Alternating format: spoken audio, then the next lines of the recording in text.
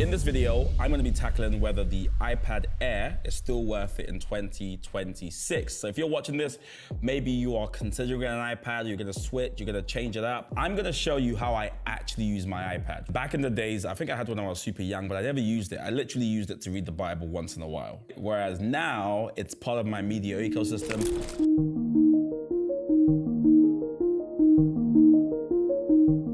Released in March 2025. It comes in two sizes, the 11-inch, the 13-inch. That was a massive debate in my world about this, right? Because I used to have an iPad Pro, which was the 13-inch, very, very big. But it wasn't that portable. Like, I felt it when I carried it, and sometimes it really did feel quite heavy.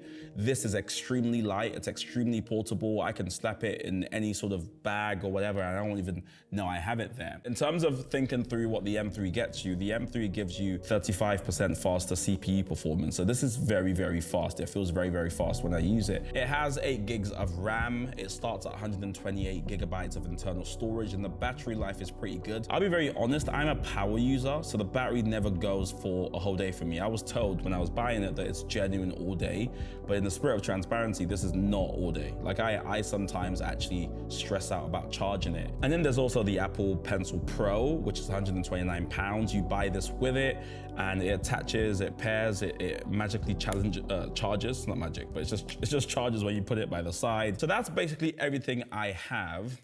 And in terms of how I use this, so it's actually useful.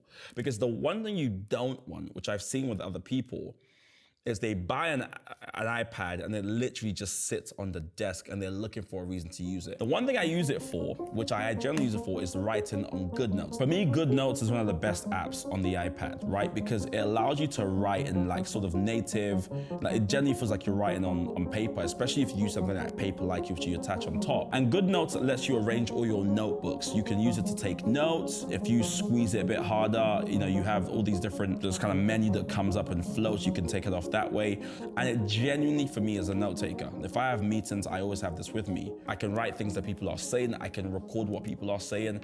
So there's quite a lot you can do with GoodNotes. And for me, this has replaced any notebook I have. I don't understand how people walk around with like little notebooks. It's just too much, right? So if I'm like brainstorming, I've got ideas, I use this all day, every day. Sometimes I'm like, I need my iPad right now because I need to be able to write things. If you're someone who is creative, I think it's also really good for, because rather than looking for, where's that notebook I wrote that idea on? I know where it is. I can arrange it really, really well. It has really good arrangements. So like you can have different documents, you can import lots in here. I have a very particular way I arrange everything based on like brainstorming, meetings, general notes, all that sort of stuff. So when I say GoodNotes, I'm really using it for 3 main things. One is for brainstorming and sort of idea generation. Second is for meeting notes and actually taking copious, like very good meeting notes. And the third one's for journaling. Like I can write on this for quite a while because again, it's just very easy. The pencil glides on the screen, the glass screen, and everything works out really well. So for those 3 use cases, I think GoodNotes is your best bet. The second thing I use it for, and again, I genuinely use it for this, is Apple Books. People really sleep on Apple Books. I'm currently reading the book called Bullies and Saints by John Dixon. It's about how Christian history is probably worse than you think it is, but also probably better than you think it is. It looks at just like Christians and their history and what the church has done in the world. It flows very naturally. What I love is the fact that I can highlight things. So if I just tap this now, I can highlight it, I can write a note around it, and I can like write something that I want to remember. And so it's easy to find things after. One of the hardest things, as you may know if you're a reader, is when you can kind of vaguely remember a passage or like a certain section of a book, but you have no clue where it is, right? And so you've got this massive novel, you're flicking through it. Here, I can just search up a few keywords and it'll bring it up. Or I can just go through to all my highlights and it's all there. What's great about Apple Books as well is it tells you how through the book you are. So as you can see, I'm reading Stolen Focus right now. I'm 3% through. John Dixon, 4% through.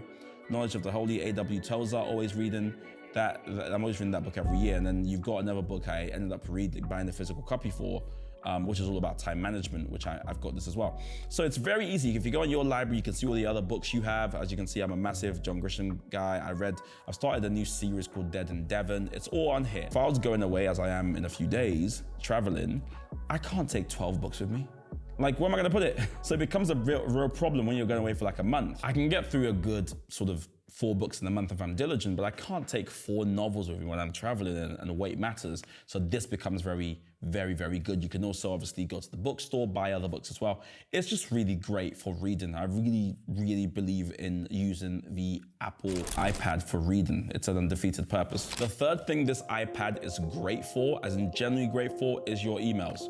And just emails and documents and stuff like that on the go. Because I'm someone who is often moving between offices or moving between countries and stuff like that. And so there's times where I'm like, oh my gosh, where's that document? Oh no, it's on my desktop. That's gone now because I can have documents on here. I can reach them very, very quickly. I've got a lovely system that syncs everything. So when I leave the office here, I know that if I pick up my iPad anywhere in the world, I'll have access to all the files I need. I'm very diligent about that because it's happened too many times where I need a document and I'm phoning somebody to go to my office to send it to me.